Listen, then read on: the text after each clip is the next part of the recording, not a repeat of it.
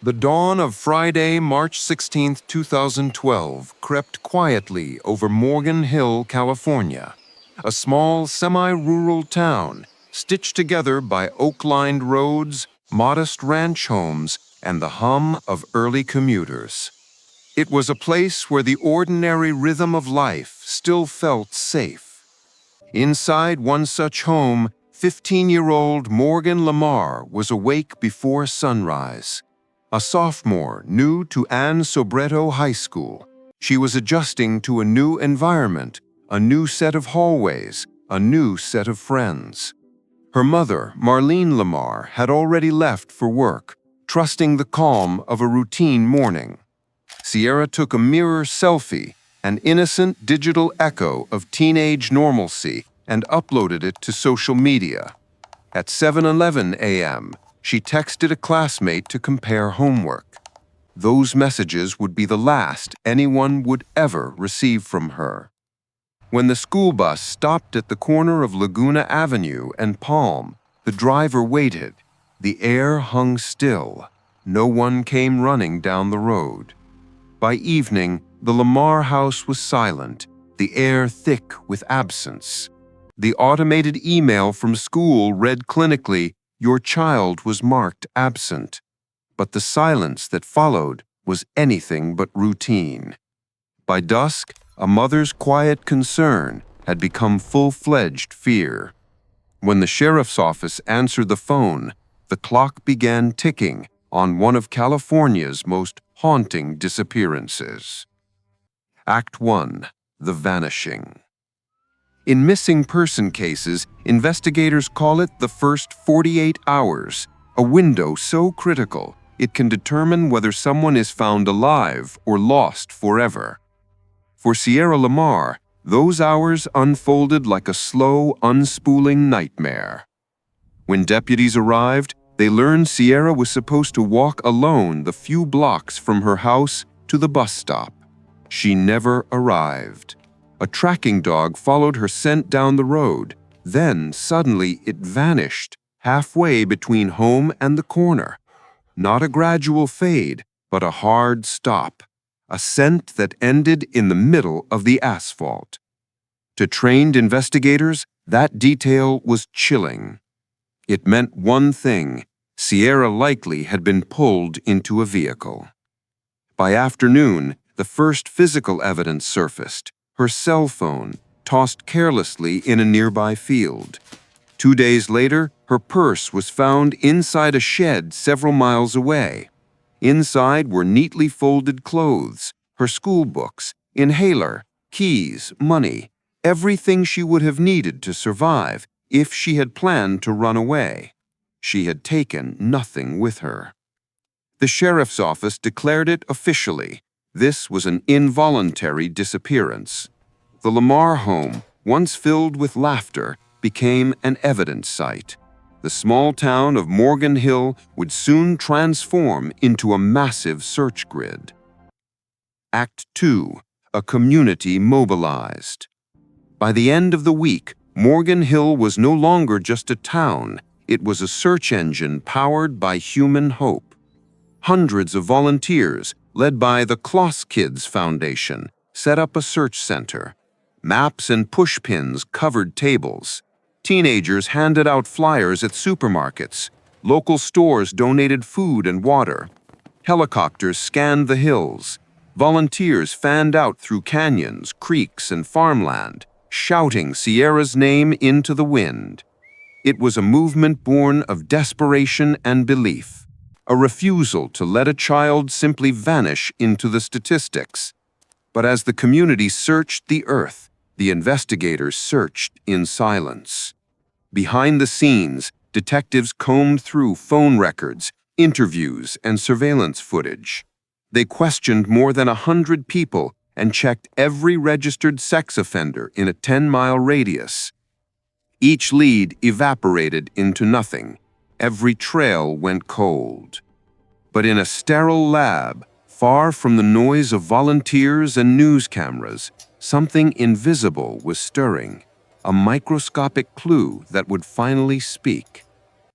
Act 3. The Forensic Breakthrough. Weeks passed. Hope was fraying. Then, inside the fluorescent light of a forensic crime lab, an analyst looked through a microscope and saw what everyone had been waiting for: foreign DNA, male, unknown. The sample was lifted from Sierra's pants and handbag, both found in the shed. When the profile was uploaded into CODIS, the national DNA database, the computer matched it to one man, Antolin Garcia-Torres. The hit came on March 28, 2012, 12 days after Sierra vanished. Garcia-Torres' DNA had been sitting in the system since a 2010 felony arrest, a case later dismissed. By a twist of justice, the record remained, and that technicality would crack open the mystery. Without that database, investigators admitted they would have never found him. He wasn't on their radar, not a sex offender, not connected to Sierra, but the database had spoken. Act 4. The Predator Unmasked. When surveillance teams began tailing Garcia-Torres, they uncovered a disturbing portrait. He was 26 years old, lived 7 miles away, and worked odd jobs. His background was fractured. His father imprisoned for sexually abusing a relative, a family story built on cycles of violence and silence. They watched his every move. On April 7th, they seized his Volkswagen Jetta. What they found inside froze the investigation in place: a rope, a trace of Sierra's DNA, and a strand of her hair entwined in the fibers of the cord. There was, as prosecutors would later say, no innocent explanation for that hair. The DNA in his car matched Sierra. The DNA on her pants matched him. The circle was closing. On May 21, 2012, deputies moved in. The handcuffs clicked. Garcia-Torres was arrested for kidnapping and murder. Further digging revealed even more darkness. He was linked to 3 attempted kidnappings of women in 2009 near a Safeway store in Morgan Hill. The Predator had been hunting long before Sierra vanished. Act 5. The Trial Without a Body. 5 years later, in a San Jose courtroom, the phrase "no body murder case" became a mantra of resolve. The prosecution knew the challenge: to prove a killing without a corpse, to convince a jury that death had occurred even when the victim remained unseen. The law was in their side. The fact that a murderer may successfully dispose of a body does not entitle the offender to acquittal. The case unfolded as a duel between science and skepticism. The prosecution presented meticulous forensic chains, DNA on fabric, hair on rope, timelines matching movements. The defense countered with accusations of contamination, claiming the lab mishandled evidence. They tried to turn the spotlight from the accused to the investigators themselves. But there were moments that cut through all debate. When detectives questioned Garcia-Torres, he volunteered something they hadn't mentioned: sperm, a strange self-incriminating deflection. It suggested he knew what kind of evidence they had before they told him. By May 2017, the verdict came: guilty, first-degree murder of Sierra LaMar, and guilty of the attempted kidnappings of the other 3 women. The system had spoken, but Sierra's absence echoed in every corner of the courtroom. Act 6. The Sentence: Justice Without Closure. Now came the penalty phase, the question of whether Antolin Garcia-Torres should live or die. The prosecution painted him as a cold predator, a man whose brutality deserved the harshest punishment. The defense pleaded for mercy, invoking his abusive childhood, poverty, and trauma. After 8 hours, the jury returned: guilty, life without the possibility of parole.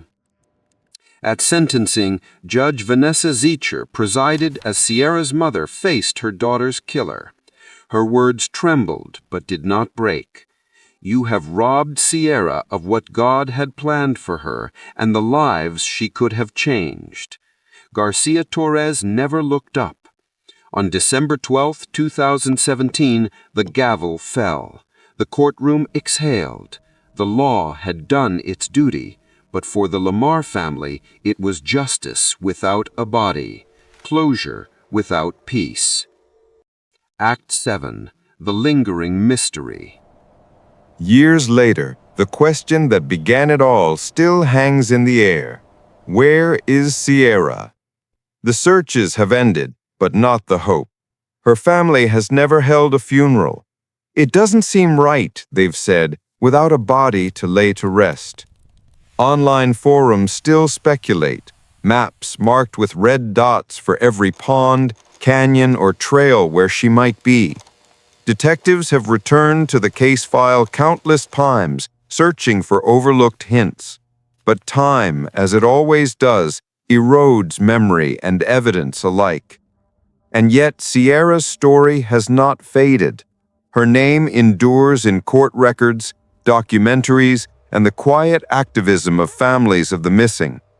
Her case changed the way investigators approached no-body homicides, proving that truth can survive even without remains, that science can speak for the silenced, and that a community's love can persist longer than fear.